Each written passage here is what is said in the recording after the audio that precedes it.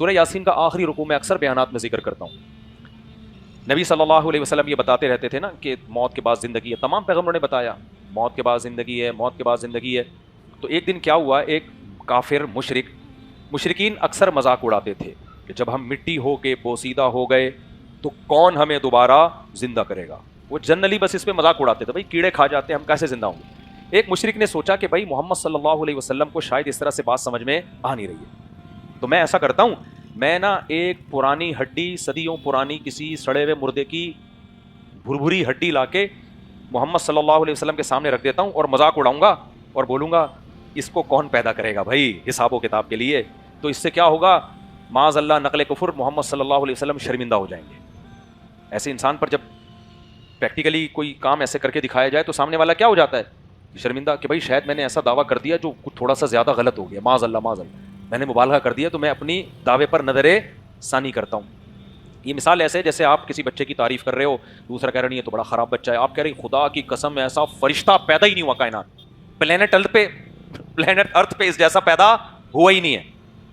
آپ نے کیا کیا، وہ بچہ کہیں ہیروئن پیتا ہوا پکڑا گیا، وہ ہیروئن لا کے دکھا دی، اس کی جیب سے پڑیا نکلی ہے، اب بولے گا تو آپ تھوڑے سے شرمندہ ہو گئے ہی نہیں ہو گئے، تھوڑے سے شرمندہ ہو گئے. پھر آپ نے چونکہ دعوے اتنے بڑے بڑے کیے ہوئے ہوں گے تو پھر آپ اس میں تھوڑی گھماؤ گے، بولیں گے نہیں یہ چرچ اس کی نہیں ہے، ایکچولی کسی اور. لیکن ایک دفعہ جھٹکا آپ کو لگے گا. تو مشرک نے بھی یہی پالیسی اختیار کی، بھائی محمد صلی اللہ علیہ وسلم کہتے ہیں کہ موت کے بعد دوبارہ زندگی ہے، حساب و کتاب ہے. ہم ان کو بار بار کہتے ہیں اذا متنا وکننا ترابا، ارے بھائی ہم مٹی ہو جاتے ہیں، کیڑے کھا کے ختم کر دیتے ہیں، کتنی لاشیں جل جاتی ہیں، کتنی لاشوں کو درندے کھا جاتے ہیں، کون زندہ کرے گا. اس نے کہا یار ایسے سمجھ میں آ نہیں رہا. تو میں ایسا کرتا ہوں، وہ گیا پرانی ہڈی قبر سے نا تلاش کر کے، پتہ نہیں کس کی ہڈی ہوگی، اٹھا کے لایا اور پھر نبی کے سامنے رکھ کے کہنے لگا من یحیی العظام وہی رمیم، اے محمد صلی اللہ علیہ وسلم کون اس بوسیدہ ہڈی کو، اس ہڈی کو زندہ کرے گا جبکہ یہ سڑ گئی ہے. اس کا خیال تھا کہ محمد صلی اللہ علیہ وسلم شرمندہ ہو جائیں گے معاذ اللہ. یار یہ تو ایکچولی میں بھی حیران تو ہوں، اب کیسے نا. نبی خاموش، فوراً آسمان سے جبریل وحی لے کر آئے. کیوں بھائی، میسنجر آف گاڈ کا کام گاڈ کا پیغام پہنچانا ہے، اسے ثابت کرنا نہیں ہے. ثابت کرنا کس کا کام ہے؟ اللہ کا. تو ہمارے نبی آرام سے بیٹھے ہوئے، بھائی ہم نے تو پیغام پہنچا دیا، اللہ کہہ رہا ہے، میں تھوڑی کہہ رہا ہوں. اب چونکہ اعتراض اس نے بڑے بےہودہ طریقے سے کیا تھا نا، تو قرآن کہتا ہے فوراً وحی نازل ہوئی اور اللہ نے اس کو سورہ یاسین کا حصہ بنا دیا. اولم یر الانسان، قرآن نبی کے زبان اقدس پہ نا وحی کے الفاظ آئے، اولم یر الانسان، کیا یہ انسان دیکھتا نہیں ہے، انا خلقناہ من نطفۃ، کہ ہم نے اس کو پانی کے قطرے سے پیدا کیا، منی سے.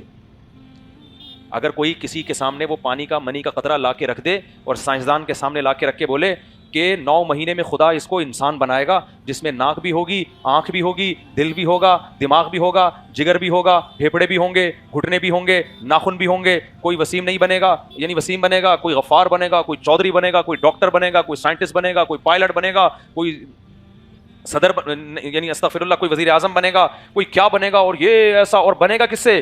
اس کو روٹی سے. یہ ایک خاص ماحول میں جائے گا اور روٹی سے جو چیز بھی ماں کھائے گی نا اس سے اس کی آنکھیں، ناک، کان، دل، دماغ، جگر. خدا کی قسم جس سائنسدان نے یہ منظر انسان کا بنتا ہوا اپنی آنکھوں سے نہ دیکھا ہو وہ کبھی بھی یہ اس دعوے کو قبول نہیں کرے گا. وہ کہے گا یہ ہو ہی نہیں سکتا کہ اس پانی میں کوئی آنکھ، ناک، کان، دل، دماغ، جگر، گردے، پھیپھڑے، کلیجی اور پورا دماغ اور بلڈ کی سرکولیشن کا سسٹم اور احساسات اور جذبات بنا دے. یہ ناممکن ہے، تیرا دماغ خراب ہو گیا ہے. کروڑوں اربوں سال میں تو یہ پروسیس ہو سکتا ہے آٹومیٹیکلی، 9 مہینے کے اندر نہیں ہو سکتا. تو اللہ نے وہی جواب دیا کہ یہ ہڈی لا کے رکھ رہا ہے، آپ اس کے سامنے اسپم کا ایک قطرہ لا کے رکھ دیں، منی کا قطرہ لا کے رکھ دیں اور بولے کون ہے جس نے اس کو انسان بنایا. تو اللہ کہتے ہیں اولم یر الانسان، کیا انسان دیکھتا نہیں ہے، انا خلقناہ من نطفۃ، کہ ہم نے اس کو نطفے سے بنایا. اور کیا بنایا ہے، فاذا هو خصیم مبین، آج یہ جھگڑا کر رہا ہے اور اتنا کانفیڈنس اس میں پیدا ہو گیا کہ بنانے والے پر اعتراض کر رہا ہے. وضرب لنا مثلا، جس نے اس پر پانی کو انسان بنایا اس بنانے والے کی آنکھوں میں آنکھیں ڈال کے بات کر کے کہہ رہا ہے من یحیی العظام وہی رمیم، کون ہے جو ان بوسیدہ ہڈیوں کو دوبارہ زندہ کرے گا. انداز دیکھو قرآن کا یار.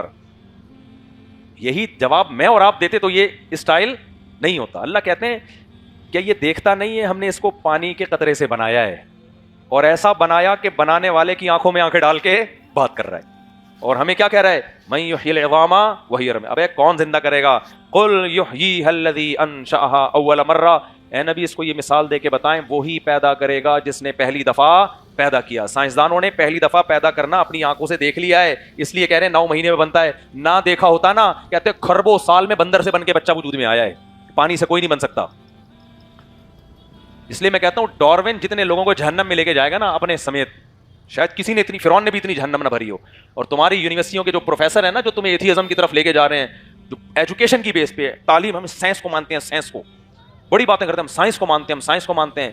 یہ سائنسدانوں سمیت اللہ ان سب پروفیسروں کو اٹھا کے تمہیں بھی جہنم کا ایندھن بنا دے گا. کیونکہ قرآن جہاں بھی ایسی دھمکی دیتا ہے، قرآن کہتا ہے وما ذلک علی اللہ بعزیز، اللہ پہ یہ کام کوئی مشکل نہیں ہے. اللہ کو ہچکچاہٹ نہیں ہوگی جہنم میں پھینکتے ہوئے. بنانے والے کا تم نے انکار کر دیا اتنی بڑی بڑی نشانیاں دیکھ کے. تو اللہ کہتے ہیں قل یحییھا الذی انشأھا اول مرہ، اس سے کہو وہی پیدا کرے گا جس نے پہلی دفعہ پیدا کیا. وہو بکل خلق علیم. یہ ایک بڑے زبردست اشکال کا جواب. وہ جواب میں کہے گا مشرکین، ہو سکتا ہے کہ اس طرح تو ہم نے دیکھ لیا نا، پانی سے 9 مہینے میں انسان بنتا ہوا، ہڈی سے بنتا ہوا تو ہم نے دیکھا نہیں ہے، تو ہم کیوں مان لیں؟ ہے بھائی، پانی ماں کے رحم میں جا کے انسان بن جاتا ہے، یہ تو ہم دیکھ رہے ہیں نا. تو اے محمد صلی اللہ علیہ وسلم یہ مثال ہمیں کیوں دے رہے ہو؟ یہ تو ہم نے دیکھ لیا، ہڈی سے بنتا ہوا تو نہیں دیکھا، تو ہم کیوں مانیں؟ تو اللہ نے اس کا جواب دیا کہ جو پانی سے انسان کو بنا سکتا ہے تو یہ اس کی علامت نہیں ہے کہ وہ صرف اسی طرح سے بنا سکتا ہے. یہ ایگزامپل اس نے اس لیے دی ہے یہ ثابت کرنے کے لیے جو اتنے عجیب و غریب پروسیس سے گزار کے انسان کو بنا سکتا ہے، اس کا مطلب وہ ہر طرح سے بنا سکتا ہے.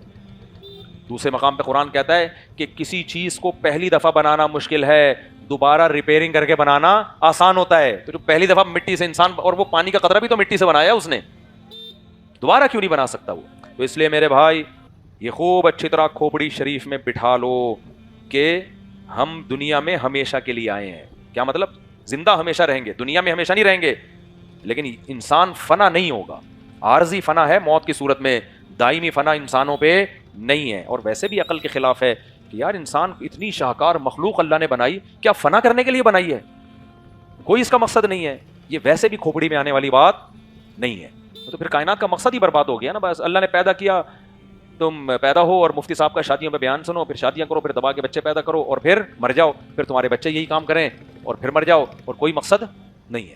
تو ایسا نہیں ہوگا میرے بھائی، یہ ہو نہیں سکتا. دنیا میں کوئی ایسی کرپٹ حکومت اتنی بھی کرپٹ نہیں ہوتی کہ حکومت کے قانون کو فالو کرنے والے اور فالو نہ کرنے والے دونوں کا انجام 100% سیم کر دے.